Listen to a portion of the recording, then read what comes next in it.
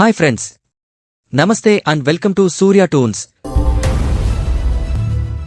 మొన్నటిదాకా కోటి కార్తీక దీపోత్సవ భక్తి కాంతులు హిందూ ధార్మిక ప్రవచనాలకు వేదికైన ఎన్టీఆర్ స్టేడియం ఈ 10 రోజులు ఎర్ర మేధావుల మైండ్ వాష్ ఉపన్యాసాలు, యాంటీ హిందూ ప్రాపగాండా, చెత్త ప్రతుల ప్రదర్శనతో పూర్తి వైరుధ్యమైన ప్రాంగణంగా మారిపోయింది. ఎప్పటిలాగానే ఈ ఏడాది కూడా హైదరాబాద్ ఎన్టీఆర్ స్టేడియంలో బుక్ ఫెయిర్ మొదలయ్యింది.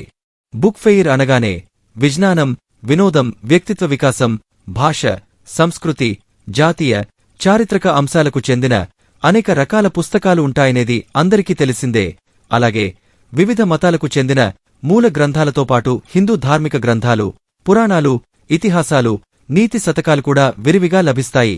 అయితే ఇదంతా కామన్ పీపుల్ కళ్లకి పైకి కనబడే కలర్ఫుల్ కవరింగ్ మాత్రమే. దానికి చాప కింద నీరులా అక్కడ విస్తరించి ఉన్నది మాత్రం అర్బన్ నక్సల్స్, అజ్ఞాత కామ్రేడ్ల సామ్రాజ్యమే. దశాబ్దాలుగా పత్రికల్లో జర్నలిస్టులుగా, యూనివర్సిటీల్లో ప్రొఫెసర్లుగా తిష్టవేసి ప్రజా సంఘాల ముసుగులో రచయితలు, మేధావులు, కళాకారులుగా పాపులర్ అయిన రెడ్ కామ్రేడ్ల అడ్డా ఈ బుక్ ఫెయిర్.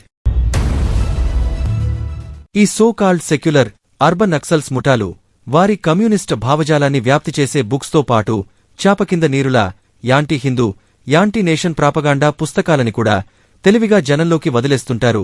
చాలా ఏళ్లుగా బుక్ ఫెయిర్స్లో ఈ యాంటీ హిందూ కుట్ర జరుగుతున్నా హిందువులు లైట్ తీసుకొని చూసి చూడనట్లు పోవడంతో వీరి ఆధిపత్యం కొనసాగుతూ అనధికార పెత్తనం చెలాయిస్తున్నారు. ఒక రకంగా చెప్పాలంటే హైదరాబాద్ బుక్ ఫెయిర్ అంటేనే ఫక్తు అర్బన్ నక్సల్స్ అడ్డాగా మార్చేసుకున్నారు. ప్రపంచాన్నంతా ప్రశ్నించే వీరిని మాత్రం ఎవరూ ప్రశ్నించకూడదు. ఒకవేళ ఏ హిందూ స్వాభిమాని అయినా ప్రశ్నిస్తే వాడిపై ఈ విధంగా ఎదురు దాడికి సిద్ధంగా ఉంటారు. ఏమన్నారు చెప్పండి. సో ఇప్పుడు ఈ హిందూ ధర్మాన్ని కించపరిచేలాగున్న ఈ బుక్ కరెక్ట్ అంటారా? మీ దాంట్లో అమ్మడం అన్ని అమ్మడం అంటే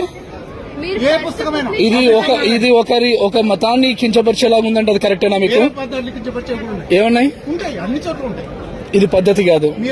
మీరు పుస్తకాన్ని మీరు ఒకసారి ఆగండి. మీరు ప్రస్తుతానికి ఫస్ట్ మీరు ఎందుకు లేదు అదెలా ఎలా మీకు అంటే మీరు ఇలాంటి పుస్తకాన్ని నమ్మొచ్చా? అంటే మీరు ఈ పుస్తకాన్ని నమ్మొచ్చా? అంటే మీరు హిందుత్వాన్ని కించపరిచేలా చేసేలా అట్లా మాట్లాడతారా? ఇది గత ఏడాది బుక్ ఫెయిర్లో జరిగిన సంఘటన. ఒక హిందూ స్వాభిమాని సదరు బుక్ స్టాల్ నడిపే వ్యక్తిని ప్రశ్నించినందుకు ఆ బుక్ స్టాల్ వాడు ఎంత బీపీ తెచ్చుకొని ఎదురుదాడి చేశాడో చూడండి. అంతటితో ఆగకుండా ఏకంగా హిందూ మతంపై తన అభిప్రాయాన్ని ఎంత కటువుగా వ్యక్తం చేశాడో చూడండి.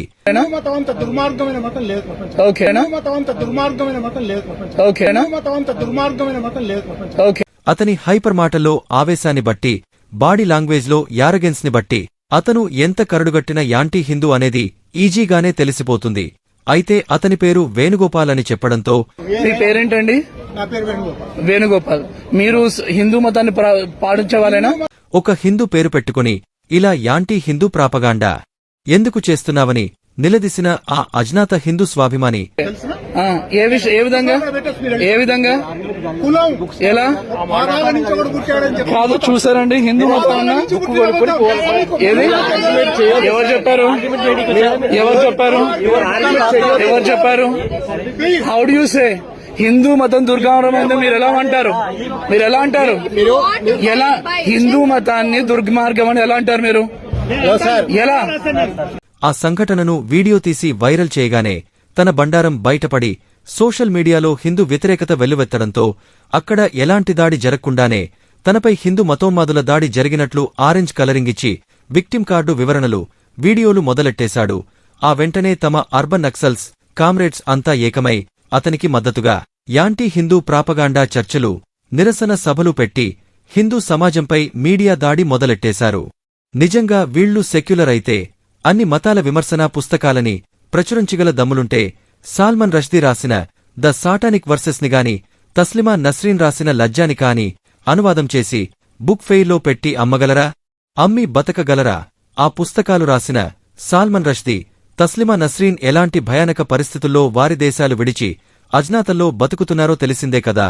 అలా ఆ మతాలు పుట్టి తరాలు గడుస్తున్నా వాటిలోని ఒక్క అనాగరిక కట్టుబాటుని కూడా మార్చుకోని మతాలను విమర్శించలేని ఈ నపుంసక అర్బన్ నక్సల్స్ పంచభూతాలతో మమేకమై ప్రకృతి ఆరాధనలో తరిస్తూ పవిత్రమైన గంగా నదిలా పుట్టి కాలమాన పరిస్థులను బట్టి అనేక అనాచార మలినాలను కలుపుకొని మళ్లీ తనంతట తానే సంస్కరించుకుంటూ నిరంతర కాలవాహినిలా ప్రవహిస్తున్న హిందూ ధర్మాన్ని మాత్రం టార్గెట్ చేయడానికి ఎప్పుడూ సిద్ధంగా ఉంటారు.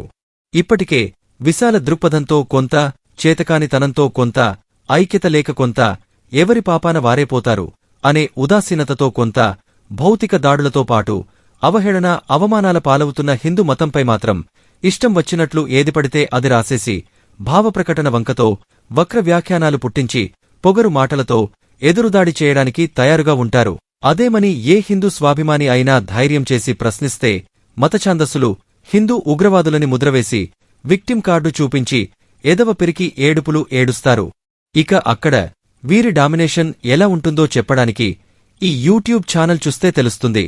హైదరాబాద్ బుక్ ఫెయిర్ ORG అనే అఫీషియల్ పేరుతో ఉన్న యూట్యూబ్ ఛానల్ హోం పేజీలో మెయిన్ వీడియోనే పైన చెప్పుకున్న anti Hindu urban Naxal Venugopal video ఉంటుంది.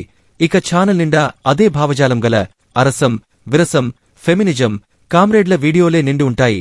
అలాగే స్టాల్ కేటాయింపులో కూడా పైనుంచి రెండో స్టాల్ కూడా ఈ వేణుగోపాల్దే ఉండడం కూడా బుక్ ఫెయిర్లో వీరి పలుకుబడి గుట్టుని రుజువు చేస్తుంది. ఇలా పత్రికలు, టీవీ, డిజిటల్ మీడియాలతో పాటు బుక్ ఫెయిర్లో ఉన్న సాంస్కృతిక వేదికపై కూడా వీరిదే రాజ్యం. ఎప్పుడో రాసి మురగబెట్టుకున్న పుస్తకావిష్కరణలు వీరివే, ఆల్రెడీ ప్రచురించిన పుస్తకాల సమీక్షలు వీరివే, మధ్య మధ్యలో ఉపన్యాసాలు, డిబేట్స్ పేరుతో యాంటీ హిందూ ప్రాపగాండాని, రాడికల్ కమ్యూనిస్ట్ భావజాలాన్ని నూరిపోసేది వీళ్లే. సో ఈ విధంగా అడవిలో హైనాల్లా పొంచివున్న ఈ అర్బన్ నక్సల్స్ బుక్ ఫెయిర్ అడ్డాలోకి సింహం సింగిల్గా వెళ్లినట్టు ఏ హిందూ స్వాభిమాని అయినా వెళ్లి పెద్ద పుడింగలా ఈ పందుల గుంపుతో పెట్టుకుంటే వీళ్లు చేసే మూకుమ్మడి ఎదురు దాడికి, తర్వాత మీడియాలో చేసే హిందూ ఉగ్రవాద ప్రాపగాండాకి అడ్డంగా బుక్కవ్వడం తప్ప ఎలాంటి ప్రయోజనం లేదు.